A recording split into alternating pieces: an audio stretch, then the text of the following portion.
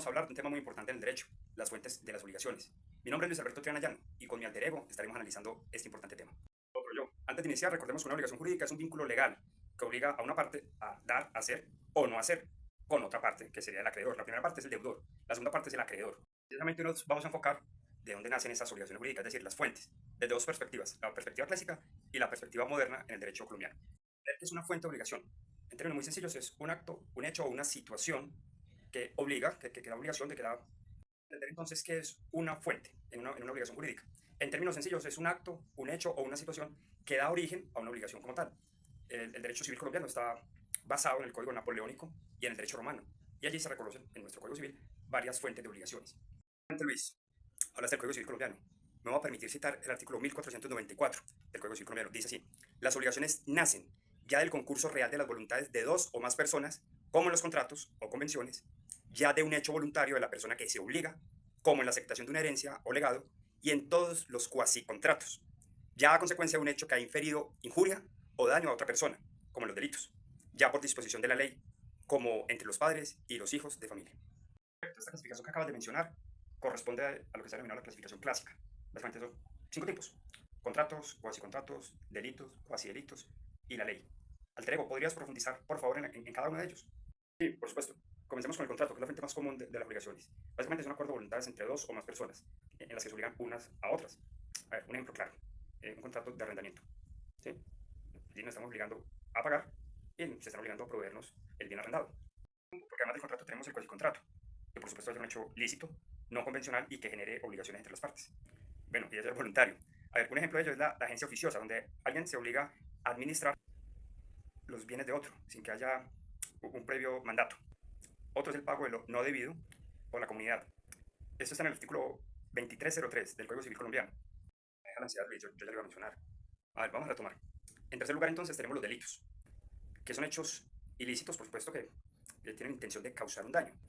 Cuando alguien comete un delito, aparte digamos, de las consecuencias penales que pueda tener, nace una nueva obligación, es la responsabilidad civil de reparar los daños ocasionados.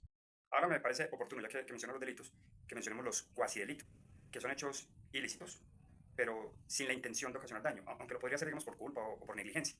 Eso está regulado en el artículo 2302 del Código Civil colombiano. Bueno, si mi alter ego citó el Código Civil, yo también lo voy a citar, por supuesto. ¿Qué dice el artículo 2302? Si el hecho de que nacen es lícito, constituye un cuasi contrato.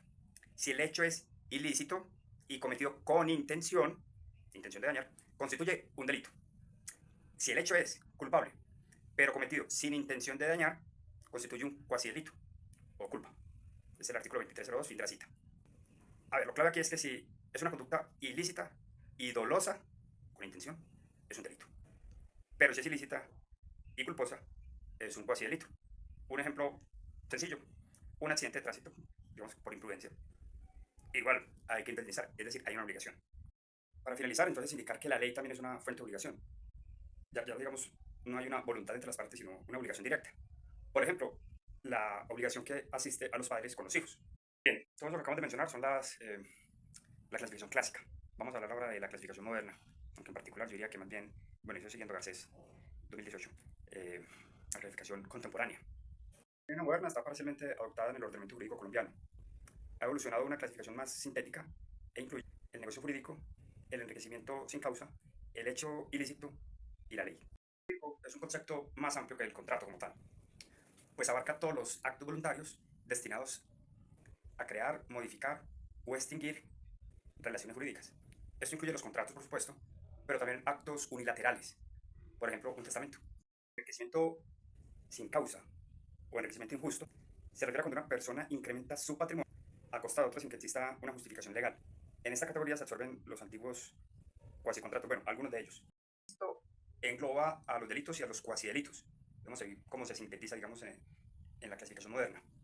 Es decir, independientemente de si hubo o no hubo intención, pero hubo daño y es ilícito, está en esta clasificación. Además genera la obligación de la reparación. En la clasificación moderna tenemos también el abuso del derecho y finalmente la ley, que se mantiene también, digamos, como una fuente de obligación jurídica en esta clasificación moderna. Doctrinal da cuenta de cómo el derecho es cambiante, cómo se va adaptando a las realidades sociales, que por supuesto van cambiando, van evolucionando. Hay que aclarar que el Código Civil colombiano pues, está, digamos, más influenciado por la clasificación clásica de las fuentes de obligaciones. Pablo Garcés Vázquez, en su obra Teoría de las Obligaciones del 2018, clasifica las obligaciones jurídicas en la época contemporánea de la siguiente manera. Lo voy a citar, esto está en la página 54. Dice, de los negocios jurídicos pueden ser unilaterales o bilaterales. De los actos jurídicos lícitos, la agencia oficiosa, el pago de lo no debido, la comunidad. Los actos jurídicos ilícitos, el dolo, la culpa. El ordenamiento jurídico, la ley, la jurisprudencia, los actos administrativos, el abuso del derecho y el enriquecimiento sin causa. Bien, alter ego, para agregar a lo que acabas de mencionar, yo diría que podemos ir concluyendo.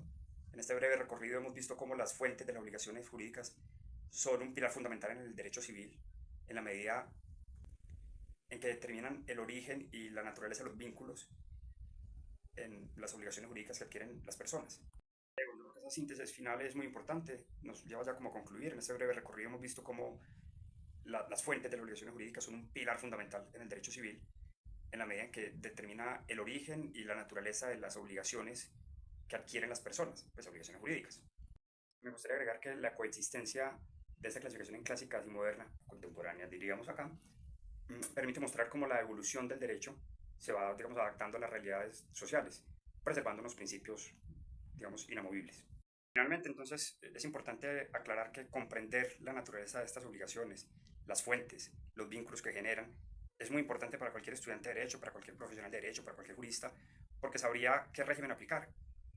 En este podcast de las fuentes de las obligaciones jurídicas y nos vemos en una próxima oportunidad. Muchas gracias por acompañarnos. Hasta pronto. Parece indicar que el podcast fue un fracaso total. La audiencia se ha dormido.